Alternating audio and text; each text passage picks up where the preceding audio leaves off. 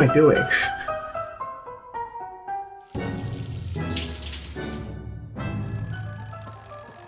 I want to be more productive. I want to succeed. And if I wake up earlier, are these successful, these great moments more likely to happen or not?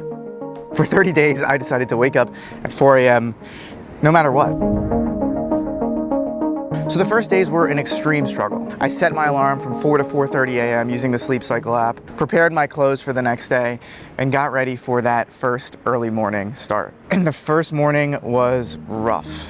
I feel pretty tired, but I kept on waking up like in anticipation of waking up. I mean, who wakes up at 4 a.m.? It's ridiculous. It was like I was waking up to go to swim practice or to travel or something like that. Everything was dark, everything was quiet, and I was like, what the heck am I doing? But I like to wake up somewhat naturally, so I'm setting basically a timer between 4 and 4:30 to try and wake me up between them. But it's 4:15 right now. I'm really tired. I feel like I'm about to go to the airport or something like that. You know when you wake up really early to go to the airport, but all right, might as well go do stuff. And I tried to remember the reason for doing all this, right? Because if I wake up an hour early, I'll get an hour earlier to do the things that are important to me, as opposed to if I go to bed an hour later, usually that ends up with TV, you know, watching movies, video games, something like that, which I don't think are that important to me right now. Now, there's nothing wrong with some TV or playing video games or anything like that, right? But I just don't think it's for me. That's an early wake up. That's around 4 o'clock. I woke up a couple times through the night, almost in preparation of this wake up. But yeah, I feel tired. I just feel tired. Not much else to say. Day number 2, time to try and wake myself up a little bit because I really, really want to crawl back into that bed, but I'm not gonna do it. And many highly successful people, right, attribute these early mornings to success. The Rock, who wakes up at 4 a.m. every morning, says this is his anchor for his mornings. It's how he motivates and gets his day started. Rita Levi Montalcini, a Nobel Prize winning neurologist, would wake up at 5 a.m. every morning and immediately get to work. And Maya Angelou found the best time to write her poems at this early morning time when it was quiet. There was no one around her and she was inspired by the things going on. And she did this because she said she knew that her brain and most people's brains, right, were in tip-top shape in the first couple of hours after waking. And there's actually evidence to support this, right? There's evidence that says, you know, in the first 1 or 2 hours as this cortisol is going up, this is when we're at our top or peak performance. Jesus Christ. Good morning. Day number 3. Whew. I still want to snooze a lot, and I find myself waking up in the middle of dreams and stuff, but I went to bed so early last night at like 7:45, 7:30, but I'm trying to go to the bed at the same time every night around 7:45, 8, and I think that's helping, and that's also, you know, 8 or 9 hours of sleep, which should be more than enough. Yeah, I still feel really tired, though, in the morning. It's only day number 3, but hopefully, you know, the things I'm doing in the morning should help me wake up a little bit easier. But I am getting so much done, at least in the past 2 days. I'm a little tired when I first do the things, but then I have a lot of energy. But I find by around 4 or 5 o'clock, I start to fizzle out, and I have to do like menial tasks. But at least for the first 4 or 5 hours of the day, it seems like I get a lot done, but still pretty tired. And looking at all those famous people, it seemed that like silence, real silence, was the inspiring thing to me. That's when I do my best work, but around 7, 8, 9 a.m. in the morning, right?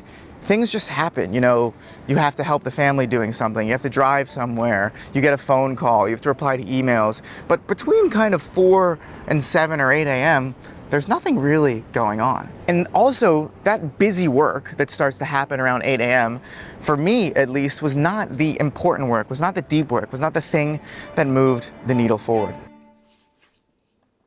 All right, good morning. Morning number, wow, it's bright, Jesus Christ. Morning number 6. It's starting to get better. But I keep on finding myself waking up in like 30-minute or hour increments before I'm meant to wake up around 4. So I want to just wake up right at the time, but the problem is I wake up a couple times during the night. Yesterday I was also really tired around 2 o'clock, and I'm starting to go to bed super early at like 7:45, 8 o'clock at night, but I think that's okay, because I want to always go to bed at 7:45, 8, but yeah, um, not bad. I feel less tired this morning, actually, but still tired. Alright, only 24 more days to go of waking up this early. It's early.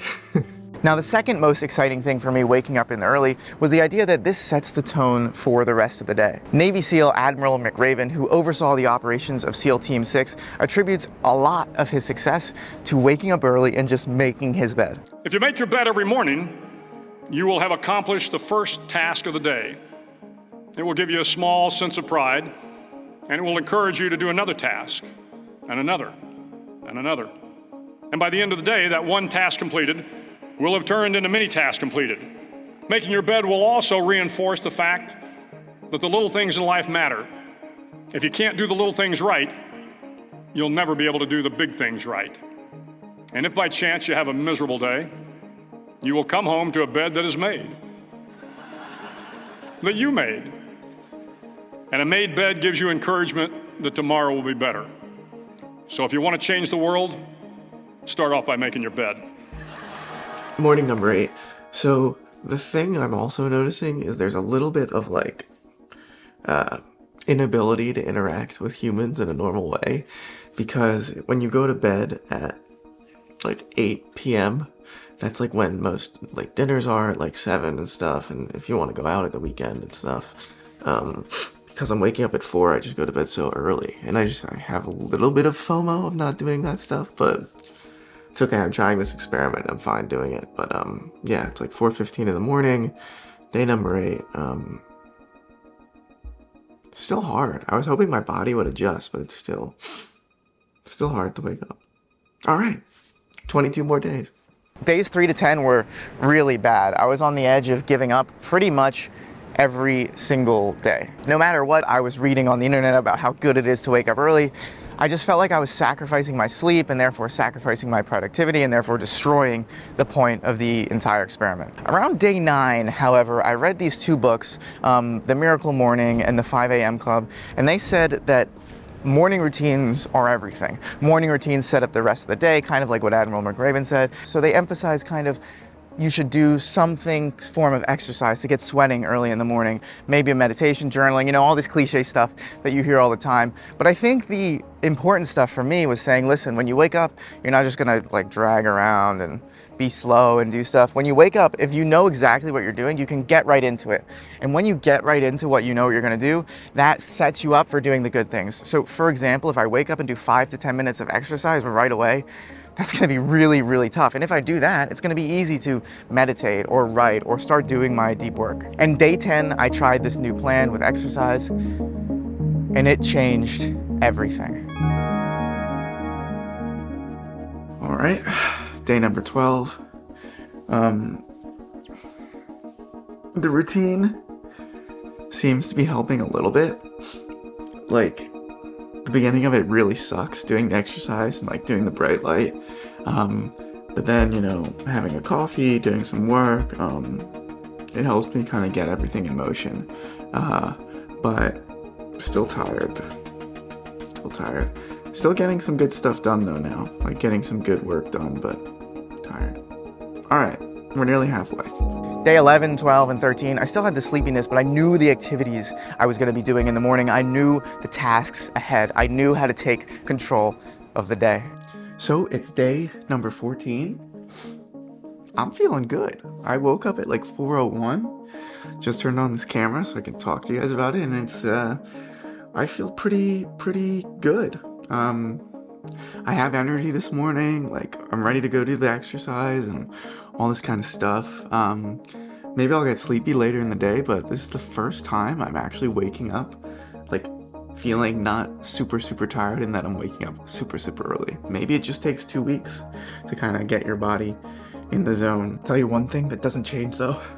When you take a cold shower in the morning and it's 5 degrees outside, you are freaking cold, but you are awake, man. There's no way you're sleeping. You are awake.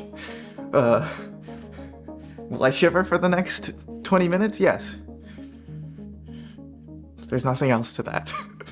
Okay, see you tomorrow on day 17 or 18 or who knows. Or 4:30. We're waking up early. Early wakey. Yeah. I think I've gone slightly insane. It's good. Insanity is good. Okay. Bye.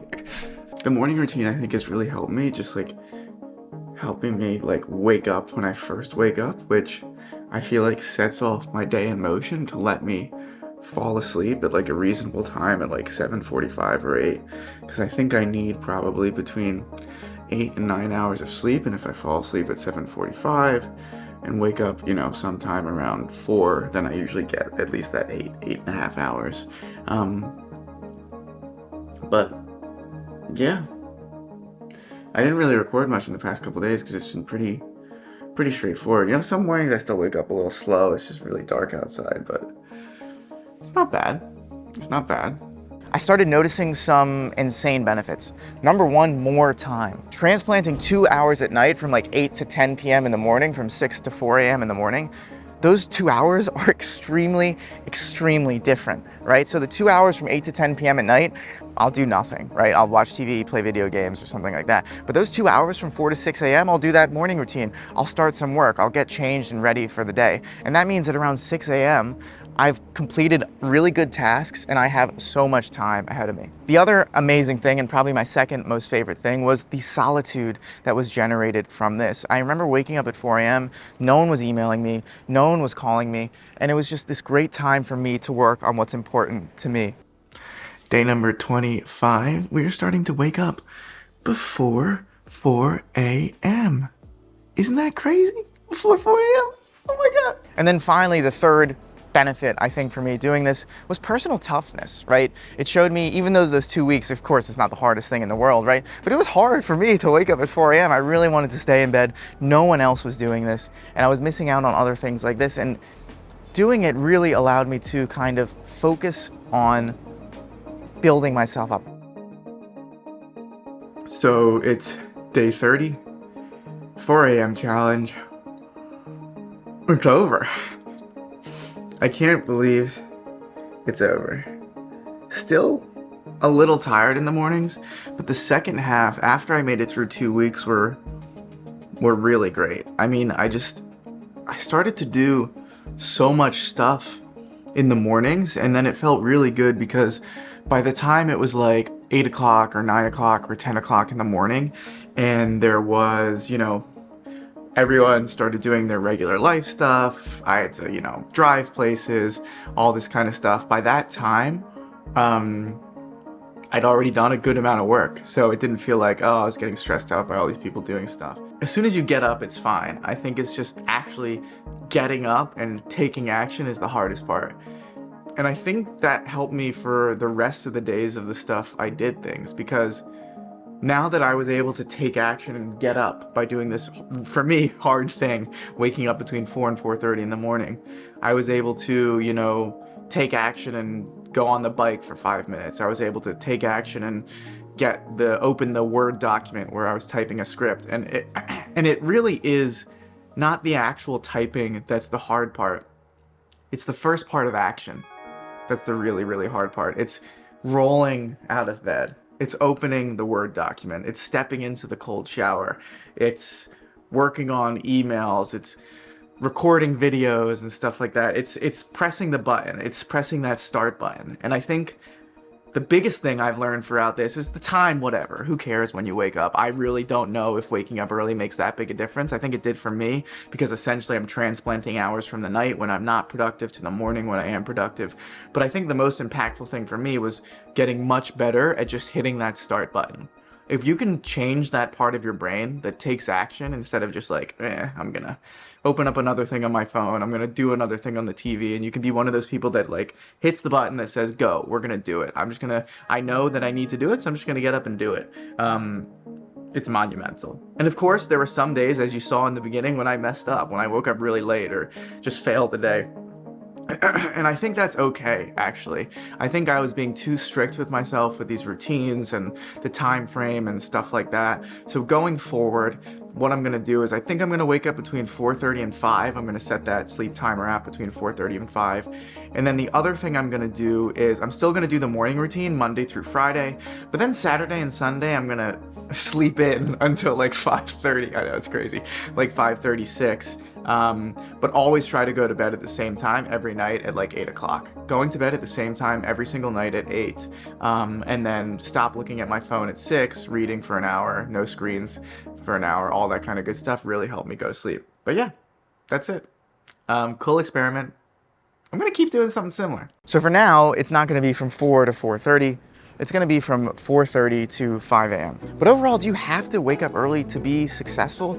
I don't think so.